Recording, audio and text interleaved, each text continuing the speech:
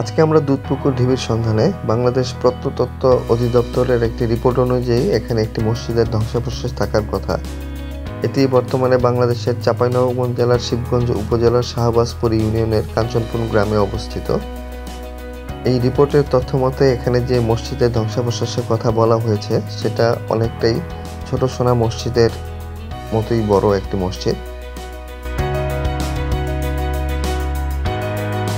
আমাদের সামনে যে ছোটখাটো পাহাড়ের টিলা বা ঢিবির মতো অংশটি দেখা যাচ্ছে, এটি আসলে সেই মসজিদটির ধ্বংসাবশেষ। এখন শীতকাল, তাই ঝোপঝাড় বা জঙ্গলের পরিমাণ কম এই ঢিবিতে। তাই বর্ষাকালে বা অন্য সময় আসার সময় একটু সাবধানতা অবলম্বন করা উচিত, কারণ তখন ঝোপঝাড় বা জঙ্গলের পরিমাণ বেশি থাকার সম্ভাবনা রয়েছে।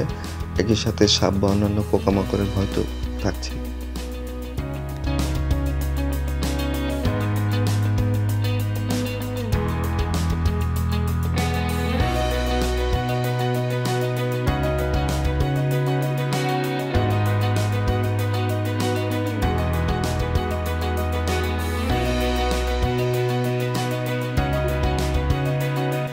এটা হচ্ছে দুধপুকুর ঢিবি বলা হয় এটাকে, এবং এইখানেও একটা বেশ বড় সড়ো মসজিদ ছিল বলে ধারণা করা হয়।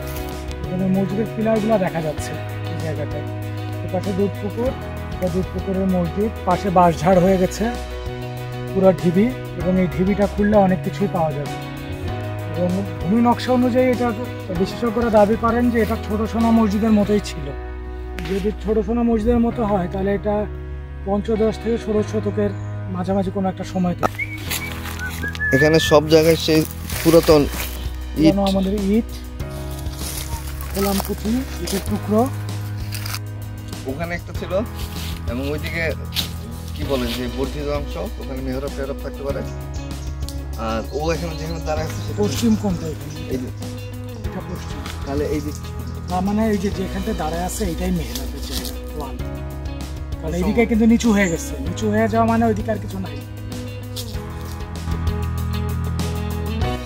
সুলতানি শাসনামলের অবসানের পর গৌড়ের জৌলুস বা গুরুত্ব যেটাই বলি না কেন তা খুব দ্রুত কমতে শুরু করে, এবং পরবর্তীতে যারা অধিকর্তা হিসেবে আবির্ভূত হন তারা প্রত্যেকেই অন্যত্র নগরায়নের জন্য এই গৌড়ের বিভিন্ন স্থাপনার মূল্যবান পাথর ও ইট ব্যবহার শুরু করে।